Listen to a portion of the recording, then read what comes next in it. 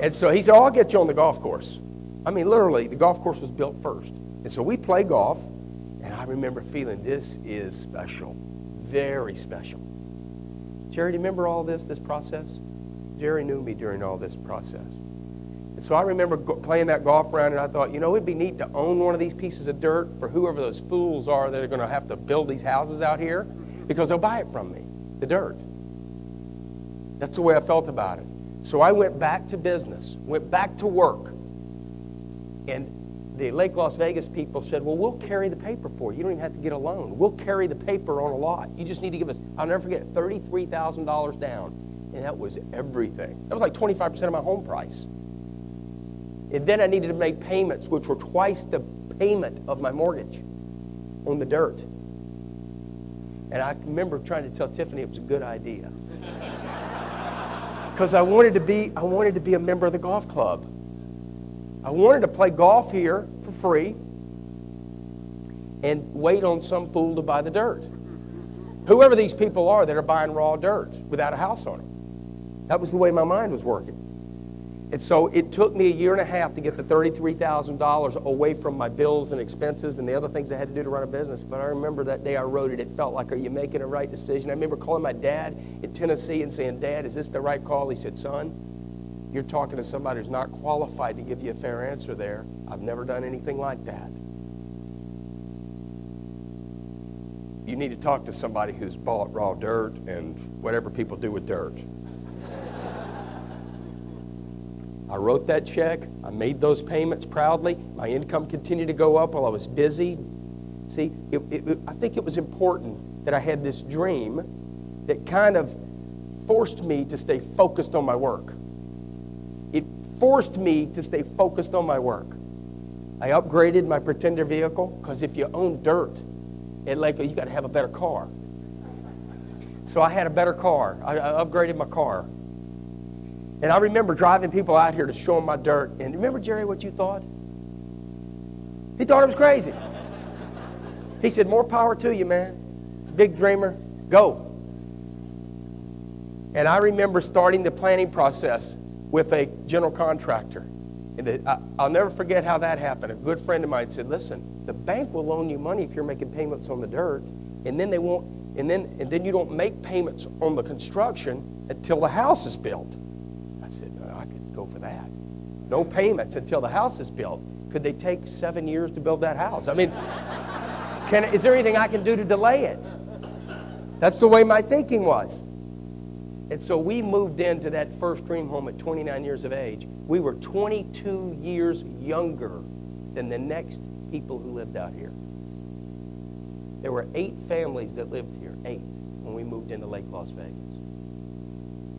And they couldn't figure out what planet we fell from. They thought for sure we must have inherited something, or it's been given some silver spoon. How's it possible? I was younger than their children.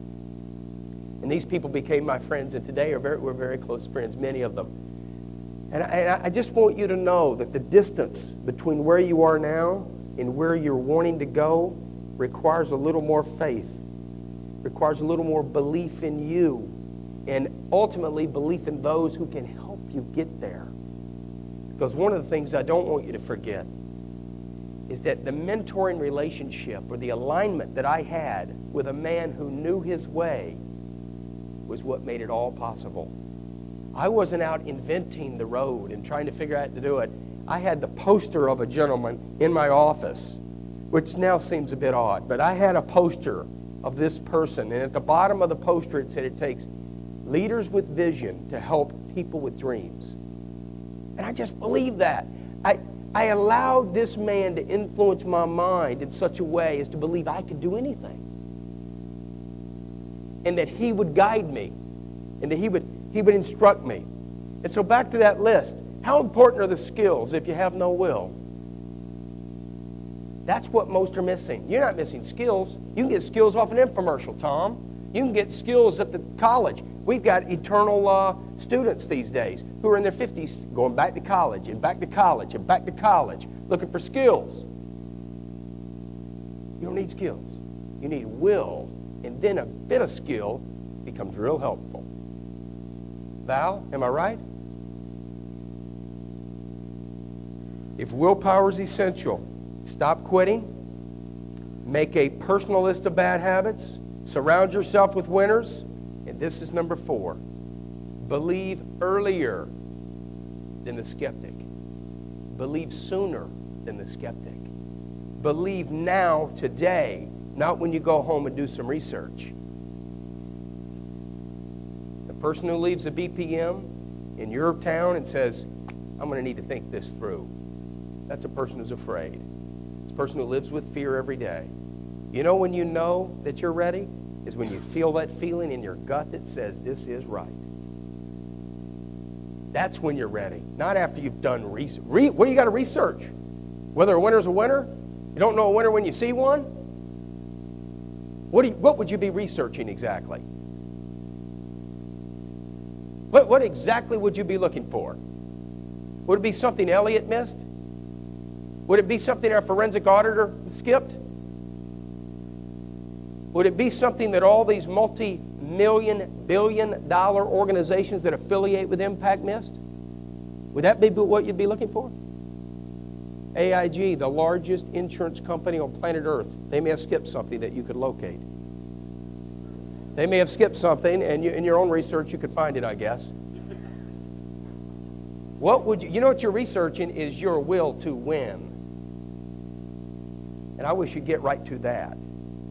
It's about looking in the mirror and in the gut. We're going to teach you the business model. We're going to teach you the role of an ICT, ICL, QMA. We're going to teach you about a CNA and how to execute one properly. But if you don't have the desire to engage the enemy, which is you, then this never works. You can quit this and quit 1,000 other things and never find prosperity, never find peace, Danny. Never find success unless you're willing to engage the enemy, which is in your mirror. Number 5, learn to move at the speed of instruction. This is what all winners do, Frank Orsino. They move at the speed of instruction. When the mentor's handing out information, the go-getter's getting it and moving fast so they can come back to the table for more data.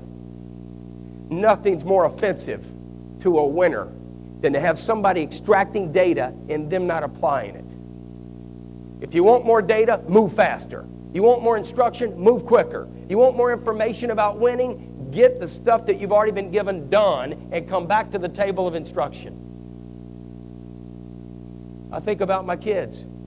I've got almost 6, 4 on the ground and 2 in motion. My little 9-year-old boy knows real clear with Father. He knows real clear. If you want data from Dad, you got to do the stuff we've already talked about. And then there's more there. There's a lot more there. But let's get those chores done. Let's don't talk about that until we've done that. It's true. It's true for you and I. It is. If you're a winner, John Thompson, how offensive is it to have an associate, ICT, ICL, come right to you and say, but I don't know this, and I don't know that, and I don't know this, but. When you've given very clear direction about what it takes to win, the next step and the next step. There is a line upon line concept here. And if you follow it line by line, like the masters in your craft do, you'll learn everything you need to learn. See, you've got that untapped reservoir, Martha, that capacity that lies dormant, that will never be activated until you begin to associate with winners, until you begin to dream and quit just setting mere goals. Goals are only what you can see now because it's tied to your current capacity. Dreams are things that are just beyond the capacity. It's time to become a dream catcher in this business. The role of a QMA is about giving other people the will to win. That's the role of a QMA. An ICT better get great at inviting to a BPM. An ICL needs to get great at executing a CNA. If you can master those, you can have your own dreams come true and then be in a position to teach others how to do the same. That is the role of a QMA. And you can get real technical. But it doesn't matter if you've never been a good ICT and an ICL. The road to QMA is not even for you. I don't have anything else yet this morning for you. I'll speak to you again this afternoon. Thank you so much for being here and paying such close attention. Tom Chester, the time is yours. James Catledge.